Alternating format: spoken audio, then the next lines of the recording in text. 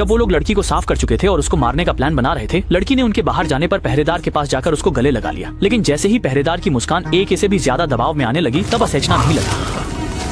लड़की ने उसकी गर्दन की धमनी पर काट लिया ताकि सभी अपराधियों से खून का बदला लिया जा सके। बहनें इस जगह से निकलकर एक हार्डवेयर की दुकान पर गईं, जहां उन्होंने सभी खतरनाक औजार खरीद ली। उनमें एक कुल्हाड़ी, 4 स्टील के चाकू, 6 लोहे के हथौड़े शामिल थे। यहाँ तक कि एक बड़ा हाथ से चलने वाला कट्टर भी लिया ताकि अपराधियों को भी अत्यधिक दर्द और यातना का सामना करना पड़े। हे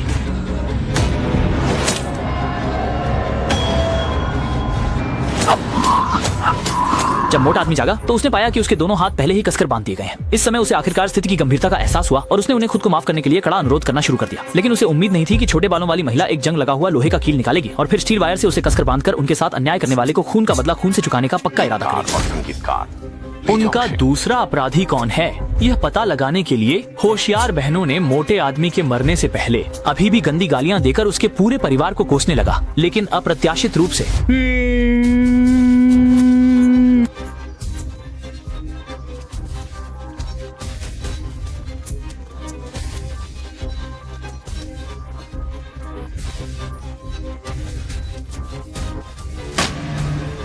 इसके बाद दोनों ने पुजारी को लोहे की जंजीर से गाड़ी के पीछे बांध दिया और हेलोंगजियांग से तिब्बत तक घसीटा।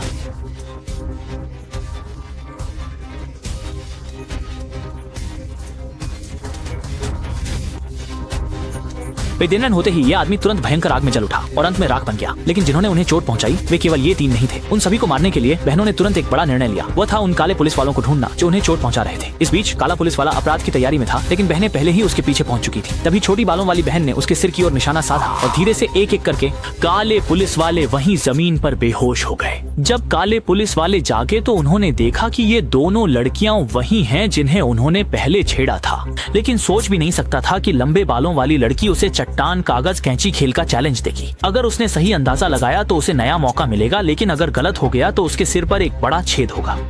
बहुत अच्छा वह जिसके हाथ में गोली नहीं है। लेकिन जब काला पुलिस वाला खुश हो रहा था कि उसने सही अंदाजा लगा लिया, तब छोटे बाल वाली बहन ने भी उसे अनुमान लगाने के लिए कहा। इस समय बंधा हुआ काला पुलिस वाला मजबूर होकर दाएं हाथ का अनुमान लगाने लगा, लेकिन उसे यह आभास नहीं था कि उसके हाथ में 5 माचिस की तिलियां हैं, जो यह दर्शाती हैं कि एक रिवॉल्वर में एक गोली लोड की गई है और 5 बार चलाई जाएगी। इस क्षण ने काले पुलिस वाले को इतना डरा दिया कि उसने अपने डायपर को गीला कर दिया, क्योंकि उसके बचे रहने की केवल 6 में से 1 संभावना थी।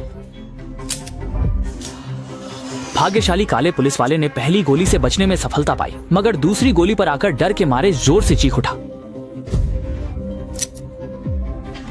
काले पुलिस वाले की दर्द भरी चीखें सुनते ही बहनें बेहद उत्साहित हो गईं, इसलिए उन्होंने तीसरी गोली जल्दी से चला दी।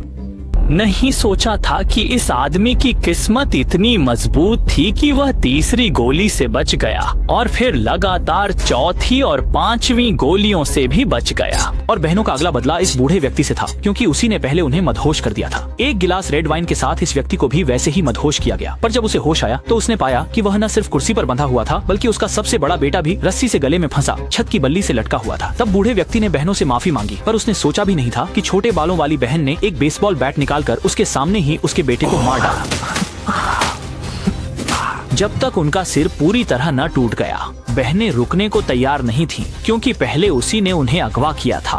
अपने प्यारे बेटे को उनकी हाथों मरते देख गुस्से में भरे बूढ़े आदमी ने उनके पूरे परिवार को गालियां दी, यह जाने बिना कि वह इसके लिए भारी कीमत चुकाएगा, क्योंकि बहनों ने उसके छोटे बेटे को भी अगवा कर लिया था। यह वास्तव में डरावना था। खुद के साथ हुए अन्याय का बदला लेने के लिए छोटे बालों वाली बहन ने उसकी खोपड़ी में एक बड़ा छेद कर दिया और फिर लंबे बालों वाली बहन ने काटने की मशीन निकाली। सीधे इस बूढ़े आदमी को काटकर 60 टुकड़ों में बांट दिया। अंत में दोनों बहनें बुरे लोगों के पैसे लेकर हमेशा के लिए एक निश्चिंत और खुशहाल जीवन जीने लगीं।